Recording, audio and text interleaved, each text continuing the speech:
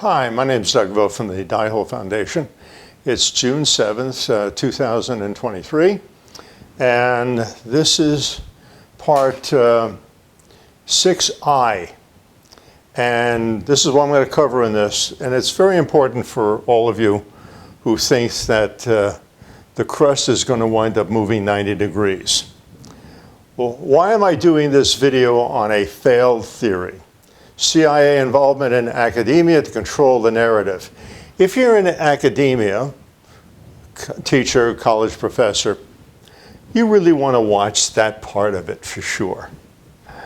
Who was Charles Hapgood? How did the theory of crust displacement get started?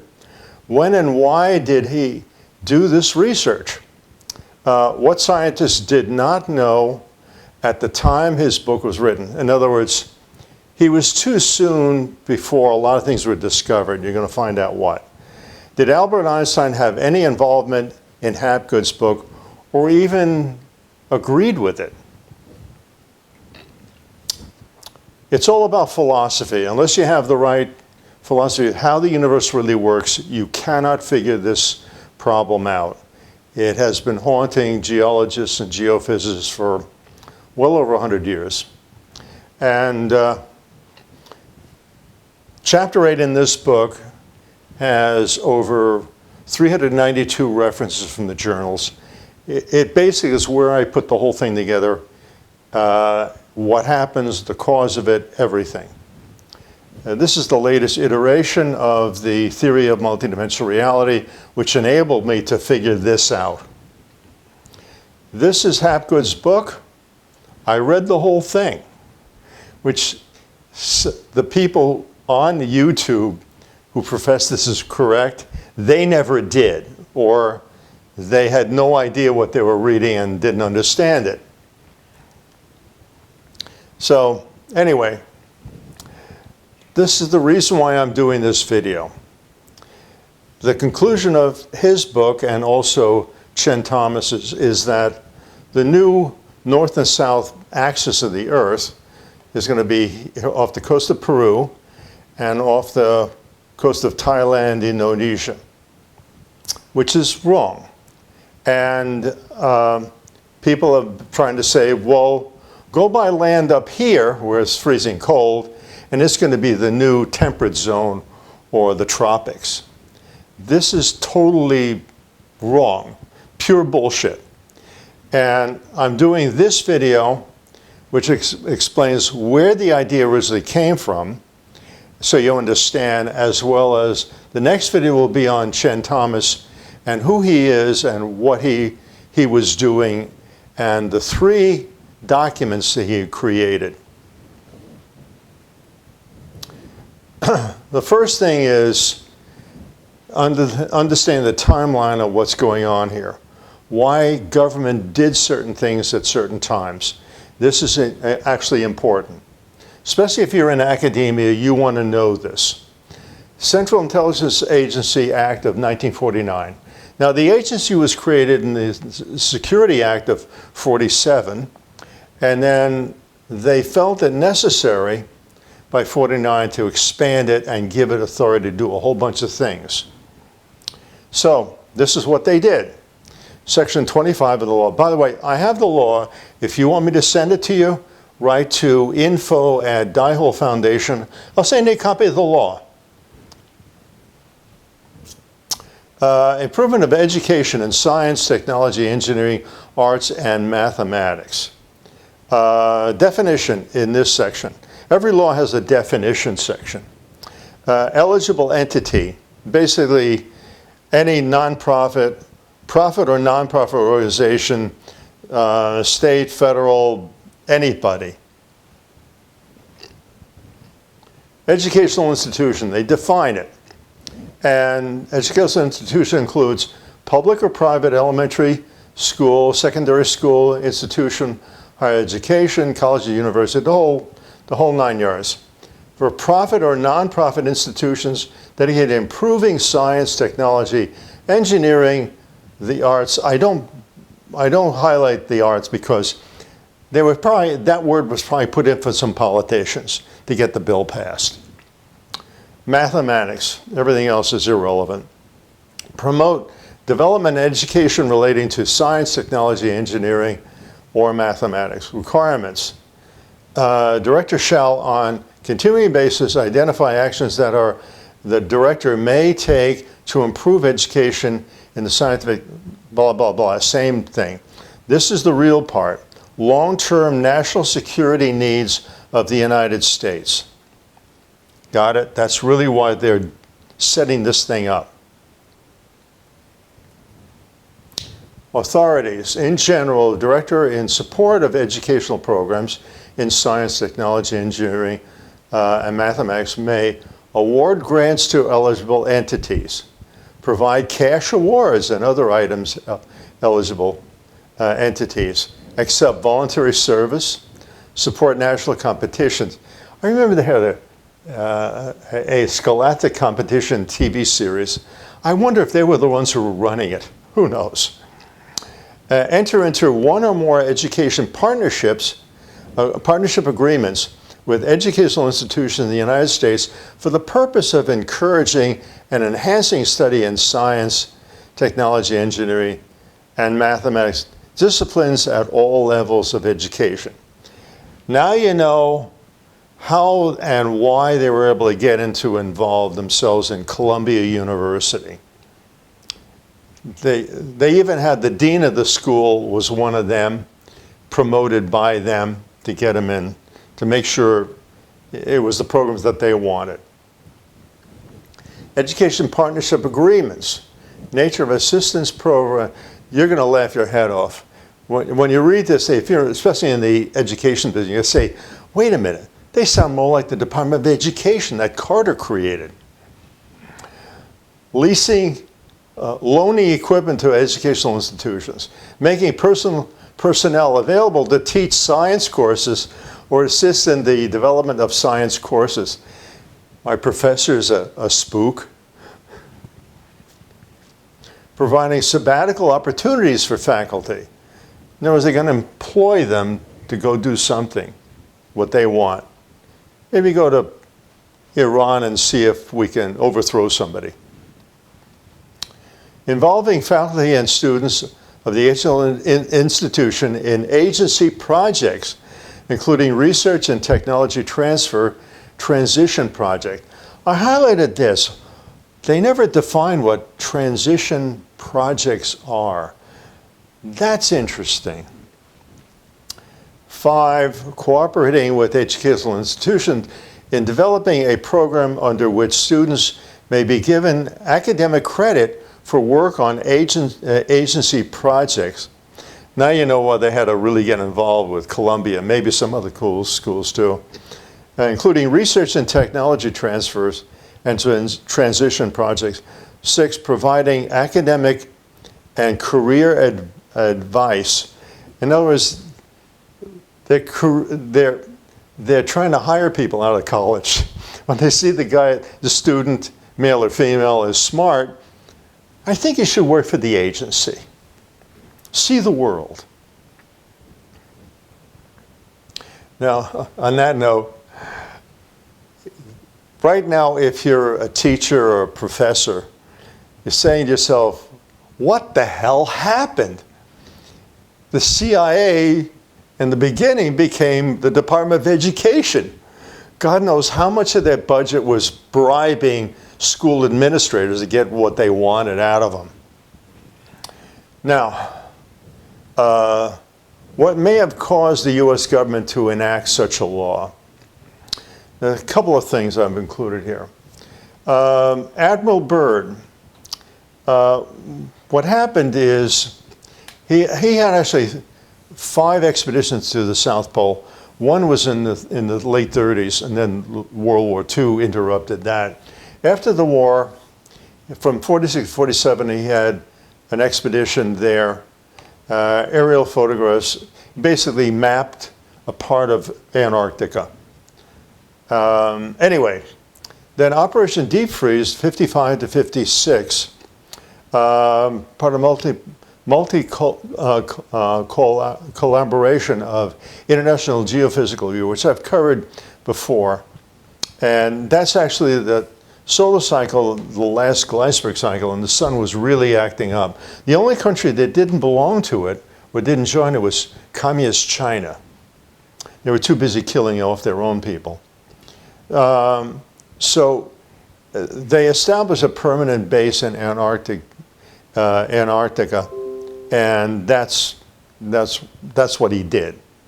Now, the other thing I included here was July 8th, 1947, Roswell Army Airfield issued a press release stating that they had recovered a flying disc. They were telling the truth, and the military hushed it up and gave an alternate excuse of a weather balloon, and nobody believed it.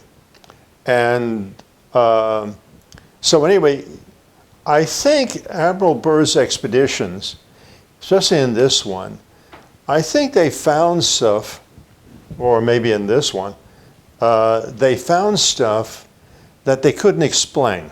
And I'll show you what I mean. Oh, this is International Geophysical Year. They produced this stamp of like March or April of '58, which is, this is an engraved stamp, and they got it out. One of my fans sent me a whole sheet of them. I already had some plate blocks of them, but don't send any more, please. But it tells you everything you need to know. Now, geophysical means the study of the Earth. Then ask yourself, why are they showing the sun? And this is Michelangelo's painting from the ceiling of the Sistine Chapel. This is supposedly the hand of God, almost touching the hand of man. It's like saying, please, God, help us out so we can figure this thing out so we won't get destroyed. This is, again, I showed this again in beginning of video series 4. This was done by the Fraunhofer Institute, a German one, and this is what they used to do. They used to draw what what the sun looked like. And for a period, and this is September, October, November, December of '57, from December 22nd to the, 26th, from 316 to 355 sunspots in that period of time. That's just facing us. So, needless to say, they were scared. They didn't know what had happened. The existing theory was our sun was steady state. It basically burned and used up matter to create energy. But all of a sudden, this thing is creating a lot more energy. In fact, I've mentioned in the past, the growing season was extended by 30 days. That's called global warming. It has nothing to do with CO2. It has to do with the sun. That's an IQ test, by the way. Okay, this is what they may have seen. He may have photographed this. I'm a geologist. This is not natural. This is a four-sided pyramid, extremely old. Don't know how old. They may have seen this, which is a frozen ocean wave. Now, this isn't the height of it. The height's way up here, up there. This thing's probably like 500 or 600 feet high, froze solid. A man stands about like this high. That's to give you how the scale of what's going on here. And this is petrified wood, a tree. Well, the last time Antarctica had didn't have any ice on it was probably Carniferous period or Jurassic, when the Earth was a lot closer to the sun. And I'll go over that a little later. I'll cover it a little later. You'll see what I mean. Now, this is, I think, one of the reasons he wrote this book. Velikovsky wrote this book in 1950. Did a good job of going through the legends, but he had no idea what could have caused this disaster. He thought that Venus came dangerously close to the Earth and caused it, which was obviously incorrect. Before him, really the guy who did the best job is Ignatius Donnelly. He was a congressman in the 1880s. He published thing in 1883 and about one about Atlantis in 1882. And this is copies of my copies of these books. And he does a very good job of covering the mythologies. By the way, Chen Thomas, when he did his book, he covered the legends, but Hapgood didn't. His was really a science book. I give him credit, you'll see what I mean as I go through this thing. He showed both sides, the arguments against and for.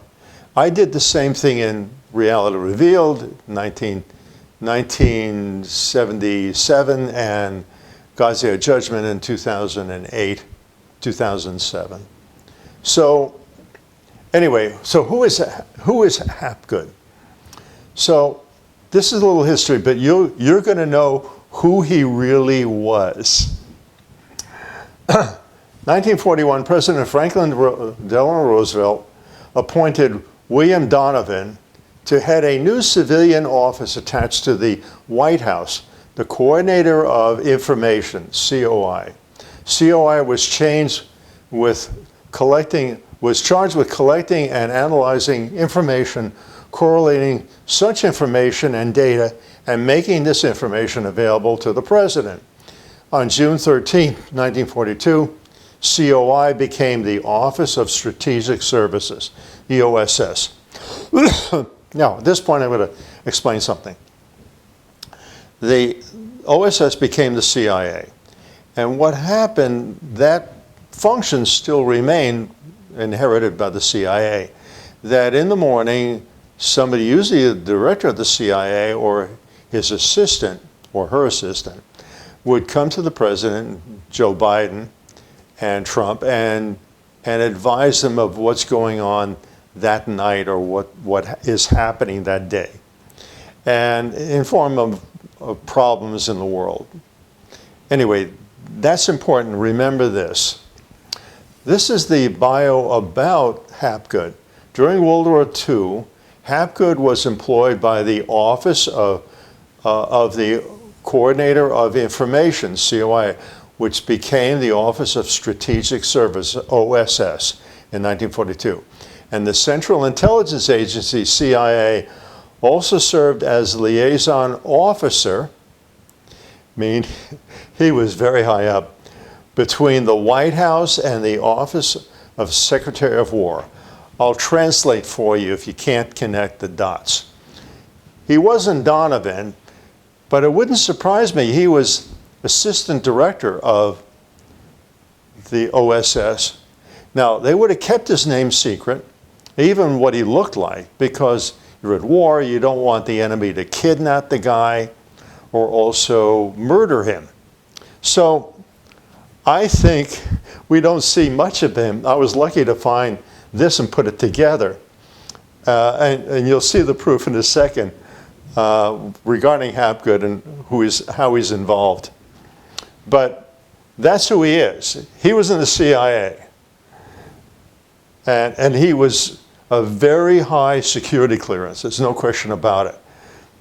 So anyway, Hapgood, in his acknowledgments, give credit to the following. His book, somebody else's, Cataclysms of the Earth. Our inquiry first took organized form as an investigation of the ideas of Hugh Archinclose Brown. From now on, I'm going to call him Hugh Brown. I am deeply indebted to him for his original sensational suggestion that ice caps may have frequently capsized the Earth, for many suggestions for research that provided to be productive, for his generosity in sharing all of his research data with us, and for his patience in answering innumerable letters. Well, this guy, I don't think was in the CIA or OSS, but he wrote a book after he left in '67. That's the title of Brown's book. Hugh Archibald Brown died in '75. He was an electrical engineer who advanced in theory of cataclysmic pole shift. Brown claimed that the massive accumulation of ice at the poles caused recurring tipping of the axis in cycles approximately 4,000 to 7,500 years. The number is interesting here because Chen Thomas uses that number as trying to explain repeated cataclysms. He argued that because of the Earth wobbles and the axis and the crust slides in the mantle, a shift was demonstrably imminent. He also had the suggestion of using atomic bombs to blow up the ice caps, which maybe we won't take his advice. Maybe his judgment wasn't all that hot. Now, James Campbell was the co-contributor, co-author with Hapgood in this book. His name is mentioned 126 times. Concept of mechanism by which movement of the Earth's crust are accounted for is the completely new, although elements of it have been contributed by others. And that's what Campbell is doing. Okay, so who is this guy Campbell? We know he's a mechanical engineer. He says it in the book. The OSS scheme, this goes into the history of the OSS and what they do and make. Try not to laugh too hard. Some OSS schemes had a Rube Goldberg feel about them that seemed almost comical today. Project Campbell, for instance, was a remote-controlled speedboat designed at a local disguised as a local fishing craft and guided by aircraft that would detonate against an anchored Japanese ship.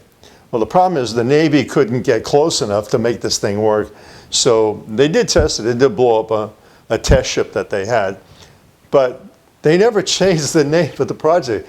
It's him.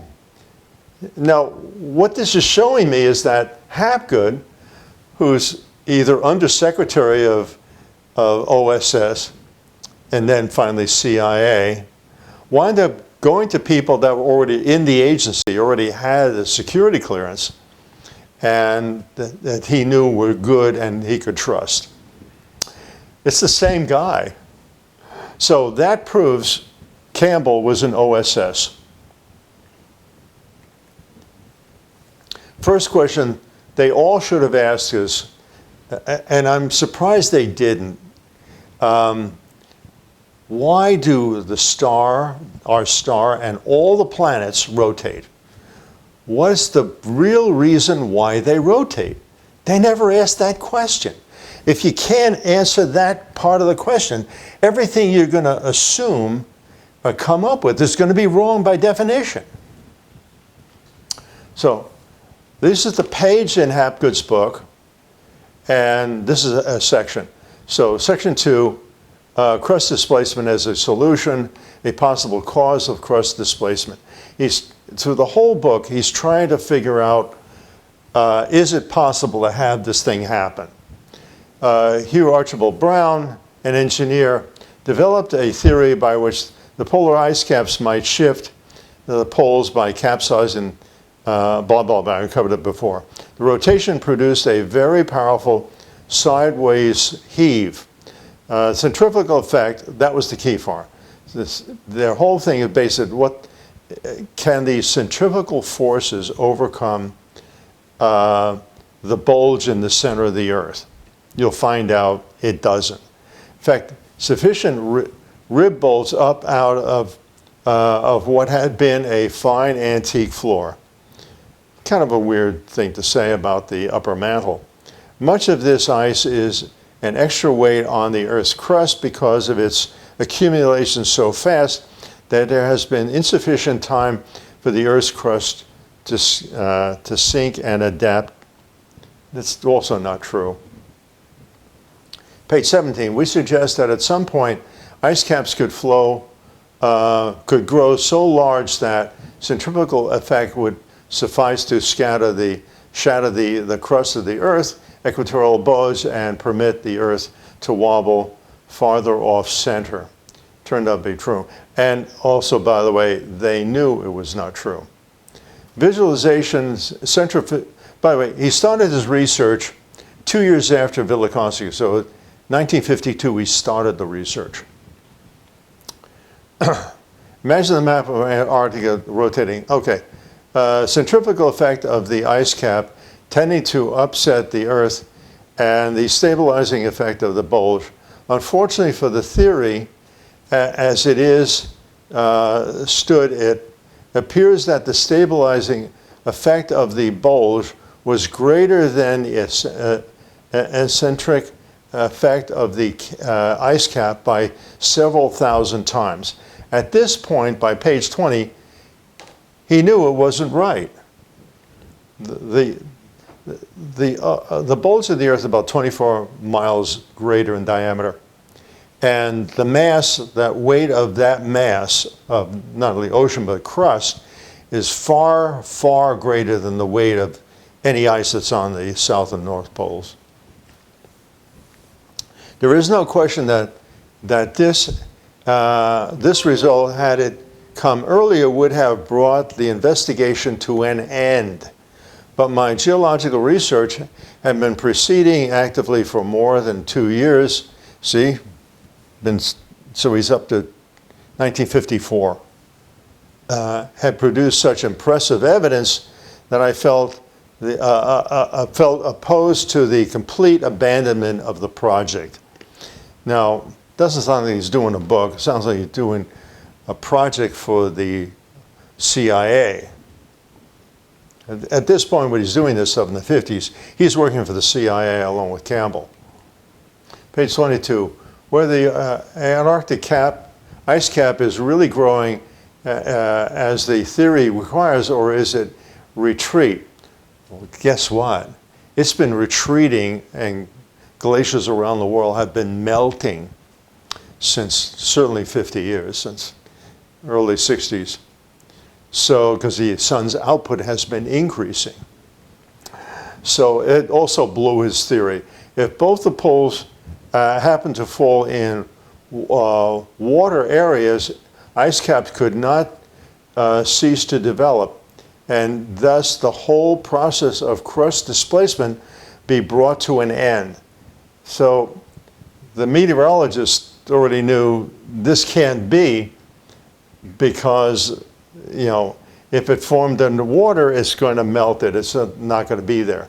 Why, if the crust displacement have been frequent in geological history, there are not evidences of more ice caps in geological record? Why, with that assumption, we find some rock formations that appear to have been undisturbed since the earliest times?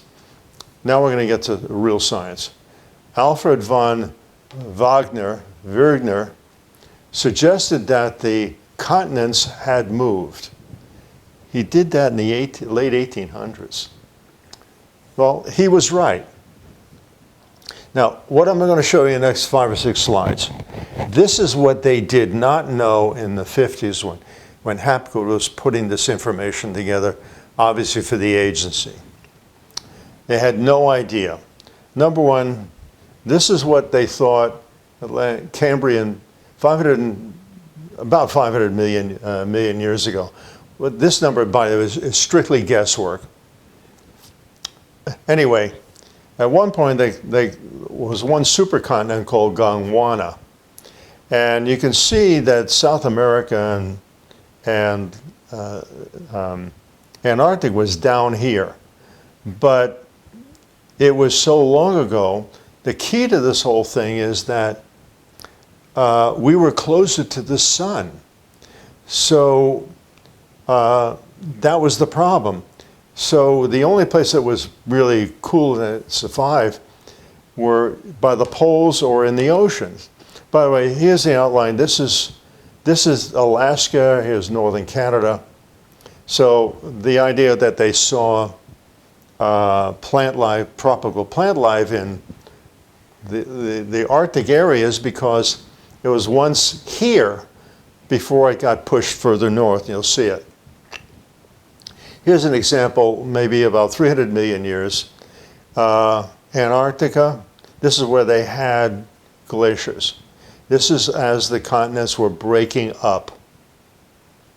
And you'll see the evidence of it. Here's Australia, Antarctica, and how they fit together. Here where they are now. Okay, this is the whole key of the thing. If you want to know what the Earth was like 4 billion to 4.5 billion years ago, Let's just look at Venus. This is the Hadrian period. And all these dates are just guesswork, intelligent guesswork. Venus hasn't even gotten to the point of having oxygen or even water. Forget it. It's just lava flows and tremendous heat, over 400 degrees. So this is when you look at this, the plant life and animal life, you realize the only way this could existed is the Earth, every nova, that dust shell pushes the Earth a little further away from the sun. And at some point, you can see it in the record. First you have one-celled animals. Then you have corals and shelled animals. This is as the ocean started cooling down a little bit. And then fish formed around here in Cambrian period, about 500. But again, don't take these numbers as literal. We really don't know. But as it cooled and we got further away from the sun, then insects and trees started forming in the Carboniferous period, and reptiles. Now, dinosaurs and reptiles, the key part here that proves my point is these are all reptiles. And what's so unique about reptiles, they have a 3-chambered heart. They don't have to generate heat internal to help digestion. Why? Because the environment was so warm, they didn't need it. It's only as the planet gets pushed further and further away that mammals started developing, and the dinosaurs died out because it got too cold for them. And that's what happened. And here we've got the age of mammals and man. So it gives you an idea. This shows you something happened between here and there, and it could only be one thing. Our planet got pushed further and further away. If you doubt me, go look at Mars. It's got evidence of oceans and rivers. Where'd all the water go? It's all about that sun and what it does. Now, they knew none of this stuff. Now, here's the expansion joints. This is between South America and the Pacific here. And here's where it cracked. In other words, not only is the Earth going further away from the sun, but it's growing. And you'll see it, and many geologists now accept the idea because this is staring us in the face. The reason is that it's not a solid iron core in the center. That's got to be one of the stupidest things, theories that were ever created. And the reason is a center modulation point, which is what I say is there, is the only thing that creates matter, and it's coming out in this form. Now, I want to show you. You want to see physical evidence of the clock cycle? Here it is. Here's the ridge where the lava's coming out. It's like 9,000 feet deep. And here it is. They're all evenly spaced. There's your clock cycle. You got it? Now you know who's telling you the truth and who figured it out. They didn't, I did. So they'll tell you, don't believe your lying eyes. This is what's all over the world, all the way out to here. Further away, it gets covered by sediment and stuff like that. But you can see it. It's all evenly spaced. There's your physical evidence of the clock cycle in the matter world. Here's South America. This is where the area we were looking at before. And this tells you how fast it's expanding in certain areas. Some areas it's like 4 to 6 inches a year, some 3 and 2 inches a year. It gives you an idea. Here's another example. The idea that I've seen Ched Thomas and people who agree with him, that's on YouTube, that Greenland is supposed to go this way to do this. The one problem, they never studied geology or geophysics, You see this plate boundary? That is on the same plate as North America. It's not going anywhere. Also notice there's a canyon. It's called a canyon. It goes all the way down to the bottom, 3 miles down. The only way that could have happened is there was no ocean water here for a short period of time. When the water poured back in here, it created that canyon. See, there's a lot of physical evidence that I'm right, that what happens. Here's another one. Here's Madagascar, Africa, and here's 2 more slits. And you can see the expansion joints. Each one represents another cycle. There's a lot of them all over the world. Here's Australia. This is the boundary between Antarctica and Australia, pushing it north. Here's another one pushing Australia further east, away from Africa.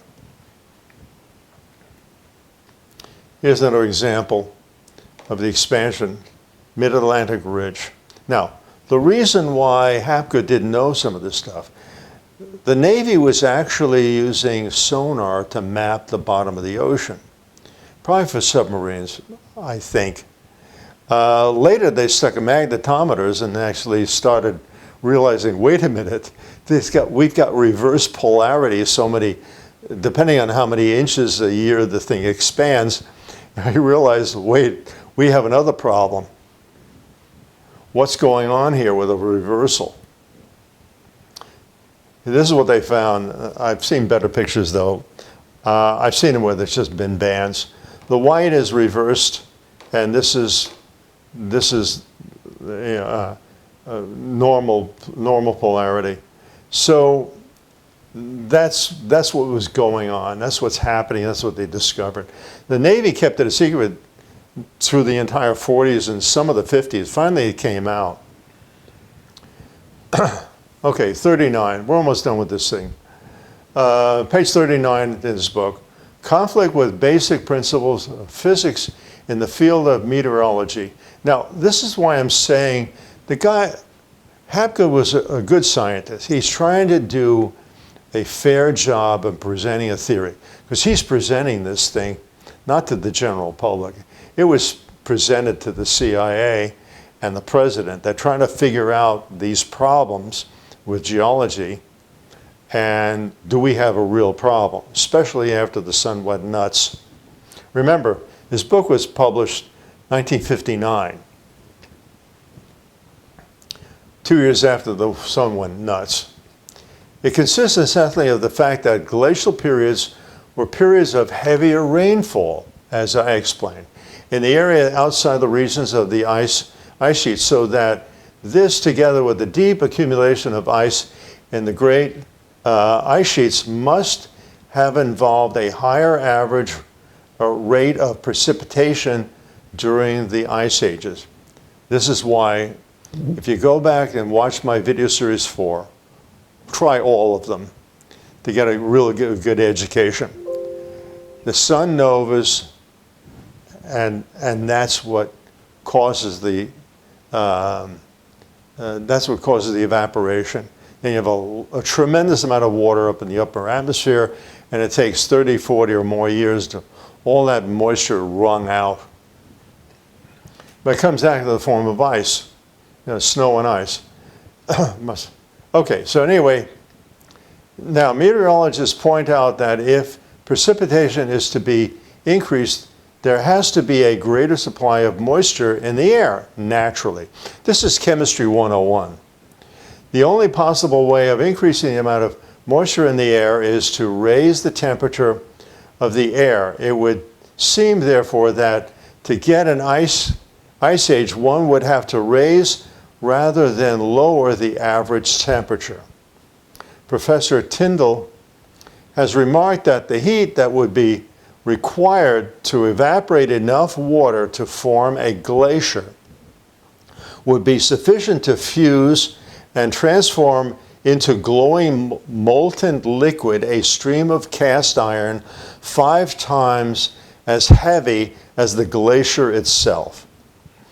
I had calculated, we know the last time 12,068 years ago, the water went down by at least 450 feet.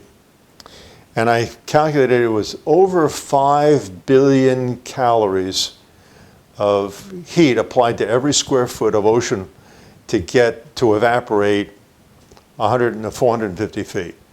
That's a nova, let's face it. Call it what it is.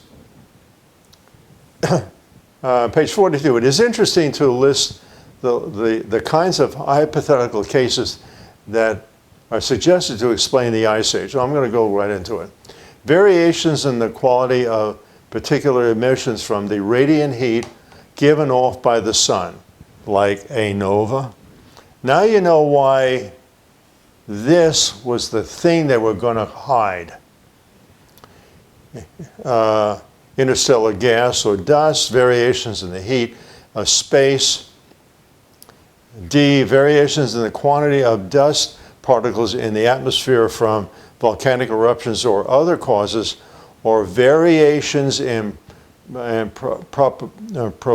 production of carbon dioxide in the atmosphere. Now you know they went to this excuse to try to explain as the weather was going to get warmer. They already had figured it out that maybe this is the way to go and keep everybody away from this word, the sun. Now we get into what Einstein thought, and Hapgood admitting it. Page 185, 5, the state of matter below the crust. The theory presented in this book depends upon the relationship between three factors. The quality of the momentum transmitted to the crust by the ice cap, the tensile strength of the crust, and also the weakness, the degree of weakness of the lower strata below the crust. And it said, permit the displacement of the crust was only doubtful assumption of the theory. And that's what he thought. In other words, they knew they had nothing. That really wasn't an explanation. The letters from Einstein, I'll say, Hapgood mentions Einstein a little less than 50 times in the body of his book. Practically makes him a second author. But you're going to find out that's really a deception to sell his book.